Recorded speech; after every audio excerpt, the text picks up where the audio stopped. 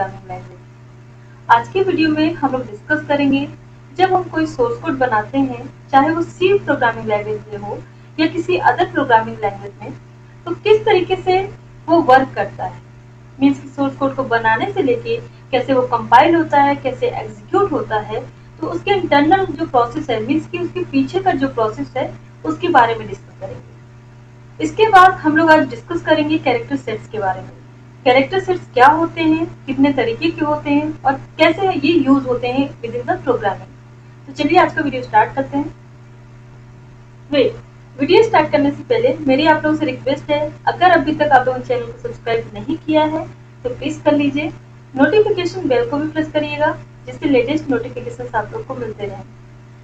Video पसंद आए तो प्लीज लाइक करिएगा, शेयर करिएगा एंड कमेंट करिएगा। चलिए वीडियो स्टार्ट करते हैं। तो आपके सामने यहाँ पे एक स्लाइड है।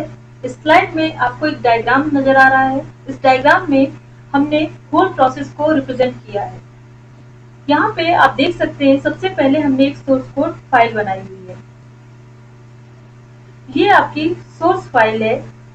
जब हम कोई प्रोग्राम बनाते हैं तो उस प्रोग्राम को हम लोग बोलते हैं सोर्स कोड। ठीक है, सोर्स कोड क्या होता है? आपका प्रोग्राम होता है। प्रोग्राम आपका सेट ऑफ इंस्ट्रक्शंस होता है। जो भी आपकी रिक्वायरमेंट्स है उसके अकॉर्डिंग आप लोग सेट ऑफ इंस्ट्रक्शंस देते हैं, मीन्स की प्रोग्राम बनाते हैं, और प्रोसेसर जो होता है उस इंस्ट्रक्शंस को फॉलो करता है और एग्जीक्यूट करता है उस इंस्ट्रक्शंस के सेट को। देन उसके अकॉर्डिंग ही आपको रिजल्ट शो करता है, राइट। अब यहाँ पे हमने एक सोर्स कोड बना लिया है। सोर्स कोड को जब हम लोग सेव करते हैं तो हमें उस फाइल का कुछ नाम देना होता है। सपोज यहाँ पे हमने सैंपल उस फाइल का नाम दे दिया, सोर्स कोड का नाम दे दिया है। देन .c एक्सटेंशन के द्वारा हम लोग उसको सेव करते हैं। लोकेशन आप चूज कर सकते हो जहाँ पे भी आपको अपनी फाइल को सेव करना चाहते हो, चाहे वो डेस्कटॉप में हो या फिर कहीं अदर फोल्डर्स पे। ठीक है, तो ये आपकी sample.c ये आपकी सोर्स फाइल है। अब आपका सोर्स कोड कंप्लीट है, मीन्स की रेडी हो चुका है। अब इसको क्या करना है? कंपाइल करना है। कंपाइल करने के लिए दो तरीके हैं आपके पास। एक आपका होता है शॉर्टकट की। शॉर्टकट की कौन सी होती है? Alt+F9। Alt+F9 को आप प्रेस करेंगे तो आपका प्रोग्राम कंपाइल हो जाएगा। या फिर आप लोग सीधे कंपाइल की बटन पे क्लिक करके भी अपने प्रोग्राम को कंपाइल करा सकते हैं। कंपाइल कराने पे कंपाइलर क्या करता है? आपकी सोर्स कोड को, मीन्स सोर्स फाइल जो है आपकी, उसको रीड करता है और एरर चेक करता है। एरर अगर होती है उस सोर्स कोड में, देन वो फिर से रिटर्न कर देता है उसी सोर्स कोड पे। ठीक है, अगर आपकी प्रोग्राम पे कोई एरर है तो वो आगे उसको प्रोसीड नहीं करेगा, देन वो बैक कर देगा आपको उसी सोर्स कोड में, उसी जगह पे जहाँ पे एरर होगी। ठीक है, तो उस एरर को आप लोग रिजॉल्व कर सकते हैं, रिमूव कर सकते हैं। सपोज अगर आपके प्रोग्राम में कोई एरर नहीं है, देन वो क्या करेगा? उसको आगे चेंज कर देगा, एक कन्वर्ट कर देता है एक मशीन रीडेबल फाइल में। आपकी जो सोर्स कोड फाइल होती है वो आपकी ह्यूमन रीडेबल फाइल होती है। ठीक है, बट आपकी जो ऑब्जेक्ट फाइल होती है, कंपाइलर ने क्या किया? आपके सोर्स कोड को रीड किया, देन उसको कन्वर्ट कर दिया एक नई फाइल में, जिसे हम लोग बोलते हैं ऑब्जेक्ट फाइल। और ये ऑब्जेक्ट फाइल जो होती है आपकी, ये आपकी बाइनरी फॉर्म में होती है, मीन्स की 0 एंड 1 के फॉर्म में होती है। इसे हम लोग बोलते हैं मशीन रीडेबल फाइल।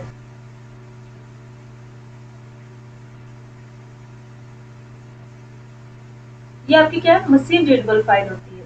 ठीक है, और ये आपकी 0 एंड 1 के फॉर्म में होती है। आप लोगों को पता है कि सीपीयू जो होता है, आपका प्रोसेसर जो होता है, वो केवल बाइनरी लैंग्वेज को ही समझता है, वो आपकी ह्यूमन लैंग्वेज को नहीं समझता है। ठीक है, वो क्या है? आपकी ह्यूमन लैंग्वेज को नहीं समझता है। तो यहाँ पे समझने वाली बात है कि अगर हम अपने प्रोसेसर से इंटरेक्ट होना चाहते हैं तो हमें उसी की लैंग्वेज पे ही बात करनी पड़ेगी। ठीक है, उससे हम कोई काम कराना चाहते हैं तो हमें उसी की लैंग्वेज में ही इंस्ट्रक्शन देने होंगे। बट यहाँ पे क्या है? हम लोगों ने जो कोड बनाया वो ह्यूमन रीडेबल फाइल होती है, जिसकी ह्यूमन रीडेबल कोड होता है। ठीक है, वहाँ पे हमने क्या किया है? कैरेक्टर्स का यूज किया है, बहुत से जो ह्यूमन रीडेबल कोड है जिसे ह्यूमन समझ सकता है इजिली, उसको यूज किया है। अब ये क्या है? कंपाइलर एक प्रोग्राम है जो कि एक ट्रांसलेटर भी कहलाता है। ट्रांसलेटर का क्या काम होता है? जो कि आपकी हाई लेवल लैंग्वेज को कन्वर्ट कर देता है वो मशीन लेवल लैंग्वेज में। ठीक है, उसने क्या किया? कंपाइलर ने हमारी फाइल को लिया, मीन्स हाई लेवल लैंग्वेज को लिया और उसको कन्वर्ट कर दिया एक मशीन लेवल लैंग्वेज में। मीन्स की मशीन रीडेबल फाइल के फॉर्म में कन्वर्ट कर दिया 0 एंड 1 के फॉर्म में। अब ये आगे प्रोसीड हो सकती है, मीन्स की सीपीयू इसको, प्रोसेसर इसको एग्जीक्यूट कर सकता है। इसके बाद आपकी जब ऑब्जेक्ट फाइल बन गई, ये जो मशीन रीडेबल कोड है इसे हम लोग ऑब्जेक्ट फाइल बोलते हैं। देन हम इसको .obj से रिप्रेजेंट करते हैं, sample.obj। फाइल का नाम सेम रहेगा बट इसका एक्सटेंशन चेंज हो जाएगा यहाँ पे, और ये आपकी 0 एंड 1 के फॉर्म में है। ठीक है, आपके पास ऑब्जेक्ट फाइल आ गई। ऑब्जेक्ट फाइल के बाद यहाँ पे लिंकर का रोल आता है। लिंकर क्या करता है, आपकी जो हेडर फाइल्स होती है और लाइब्रेरी फाइल्स होती हैं, वहां से क्या करता है, जो आप ऑब्जेक्ट आपने जो कोड बनाया है उस कोड में जो भी फंक्शंस आपने यूज किए हैं या वेरिएबल जो भी कंटेंट आपने डाला है उनसे रिलेटेड फाइल्स को हेडर फाइल से उठाता है, देन यहाँ पे लिंक करा देता है। ठीक है, इसी तरीके से लाइब्रेरी फाइल से भी, लाइब्रेरी से भी क्या करता है, वो लाइब्रेरी फाइल्स को लेके यहाँ पे लिंक कराता है। अगर आप लोगों ने हेडर फाइल का कॉन्सेप्ट नहीं पता है, लाइब्रेरी फाइल्स नहीं पता है आप लोगों को, तो प्रीवियस लेक्चर में मैंने ये चीज काफी डिटेल में डिस्क्राइब की हुई है, आप लोग एक बार चेकआउट कर सकते हैं। तो आप लोगों को हेडर फाइल्स का और लाइब्रेरी फाइल्स का कॉन्सेप्ट क्लियर हो जाएगा। ठीक है, अब मैं यहाँ पे एक चीज और थोड़ा सा शॉर्ट में बता देती हूँ। हेडर फाइल्स जो होती हैं आपकी, जो भी आपके बिल्ट इन फंक्शंस होते हैं, जैसे आपके प्रिंटफ हो गया, स्कैनफ हो गया, गेट ch हो गया, ये जितने भी आपके बिल्ट इन फंक्शंस होते हैं उनका डिक्लेरेशन पार्ट जो होता है वो आपका हेडर फाइल्स में होता है। ठीक है, और जो डेफिनेशन पार्ट होता है, मीन्स की इम्प्लीमेंटेशन पार्ट, वो आपका होता है लाइब्रेरी फाइल में। ठीक है, ये कहाँ होता है आपका, लाइब्रेरी फाइल में। ठीक है, और फाइल को हम लोग जैसे सपोज आपका हमने क्या किया स्टार्टिंग में, जैसे कोई भी प्रोग्राम बनाते हैं तो हम लोग क्या करते हैं, हैज इंक्लूड stdio.h, ये क्या है, आपकी हेडर फाइल है ना।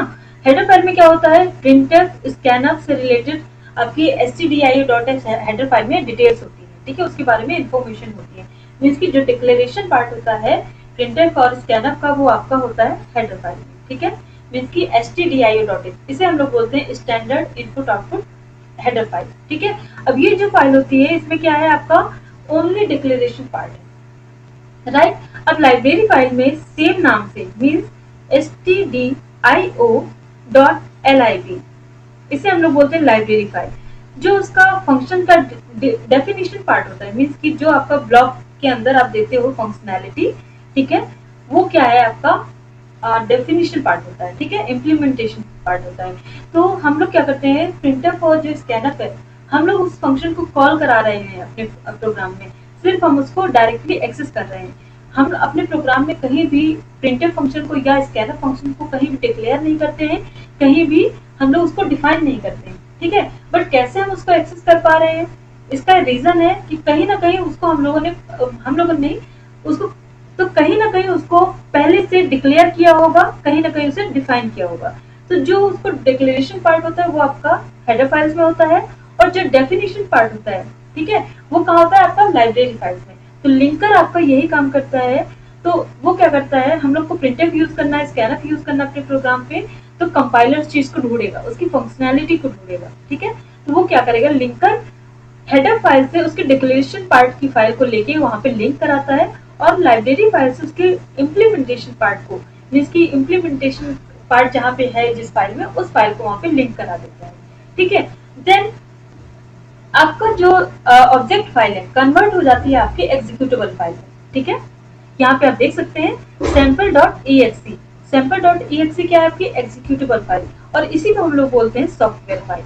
ठीक है, आप लोग को कंफ्यूज नहीं होना है, यहाँ पे सॉफ्टवेयर फाइल जो होती है वो आपकी एग्जीक्यूटेबल फाइल होती है, और इसी को हम लोग रन कराते हैं। ठीक है, तो ये आपका होल प्रोसेस है। आई होप आप लोग को चीजें क्लियर हुई होंगी।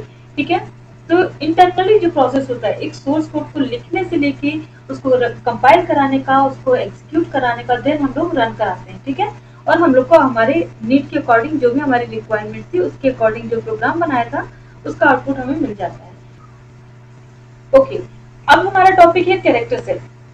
तो कैरेक्टर सेट में हम लोग देखेंगे कैरेक्टर सेट्स होते क्या है ना। पहले तो हम लोग ये समझते हैं। ओके, सो पहले हम लोग डेफिनेशन पढ़ते हैं। Like every other language, C also has its own character set. A program is a set of instructions that, when executed, generate an output. Okay, the data that is processed by a program consists of various characters and symbols. The output generated is also a combination of characters and symbols. So यहाँ पे सारी languages चाहे वो सी हो या other programming languages हैं, सबका अपना एक कैरेक्टर सेट होता है, ठीक है। तो उसी तरीके से सी का भी अपना एक कैरेक्टर सेट है। कैरेक्टर सेट्स क्या होते हैं आपके, जितने जो भी आप प्रोग्राम बना रहे हो वो क्या है, आपकी कैरेक्टर सेट्स का कॉम्बिनेशन होता है, ठीक है। आप लोग अपना प्रोग्राम बनाते हो तो प्रोग्राम क्या है, सेट ऑफ इंस्ट्रक्शंस। ओके, तो सेट ऑफ इंस्ट्रक्शंस क्या है, आप लोग एक इंस्ट्रक्शंस देते हैं, सेट ऑफ इंस्ट्रक्शंस देते हैं, तो कंपाइलर क्या करता है, उसको कंपाइल करता है, ठीक है। आपका प्रोसेसर क्या करता है, उसको एग्जीक्यूट करता है आपके दिए गए इंस्ट्रक्शंस के अकॉर्डिंग, देन वो एक आपको आउटपुट देगा, ठीक है। तो प्रोसेसर क्या करेगा, आपके दिए गए इंस्ट्रक्शंस के अकॉर्डिंग वर्क करेगा, आपके प्रोग्राम को एग्जीक्यूट करेगा, देन आपको एक आउटपुट शो करेगा। तो जो आपका प्रोग्राम है और जो आपका आउटपुट है, मीन्स कि जो आपका इनपुट है और जो आउटपुट है, दोनों ही आपकी कैरेक्टर सेट्स का कॉम्बिनेशन होता है, ठीक है। मीन्स कि आपके प्रोग्राम में वेरियस कैरेक्टर सेट्स हम लोग यूज करते हैं, वेरियस कैरेक्टर्स यूज करते हैं, सिंबल्स यूज करते हैं, ठीक है। तो इनके बारे में थोड़ा डिटेल में समझते हैं। प्रोग्राम में हम लोग क्या करते हैं, कीवर्ड्स यूज करते हैं, बहुत सारे कैरेक्टर्स यूज करते हैं, बहुत सारे सिंबल्स यूज करते हैं, देन हमारा एक प्रोग्राम बनता है, ठीक है। उसी तरीके से जो आपका आउटपुट आया, आउटपुट भी आपका इन्हीं दोनों का कॉम्बिनेशन होता है, मीन्स की कैरेक्टर्स और सिंबल्स का कॉम्बिनेशन होता है, ठीक है। अब हम देख लेते हैं कितने तरीके के होते हैं, ठीक है। A character set in C is divided into letters, numbers, special characters and white spaces, blank spaces, ठीक है। तो ये क्या है, आपके 4 तरीके के यहाँ पे हमने कैरेक्टर सेट शो किए हुए हैं। तो लेटर्स की अगर हम बात करें, तो लेटर्स में हम लोग upper case characters A to Z हम लोग यूज कर सकते हैं, लोअर केस कैरेक्टर्स भी हम लोग ए टू जेड यूज कर सकते हैं। तो ये तो हमारे लेटर्स के अंदर आ गए, ठीक है। ए टू जेड क्या है, आपके कैरेक्टर्स एंड लेटर्स है ना। आपको पता है अल्फाबेट क्या होता है, लेटर्स का कॉम्बिनेशन होता है, तो कलेक्शन होता है। तो ये क्या है, आपके लेटर्स कहलाते हैं। ओके, लेटर्स आपके कैपिटल में भी आएगा, आपका मीन्स अपर केस में भी आएगा, लोअर केस में भी। C is a case sensitive language.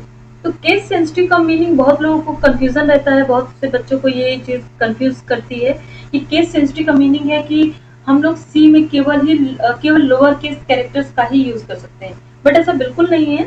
Case sensitive का मतलब है कि आपका जो कैपिटल ए है ये आपका डिफरेंट है स्मॉल ए से, ठीक है। आप अगर कैपिटल में नेम लिखते हैं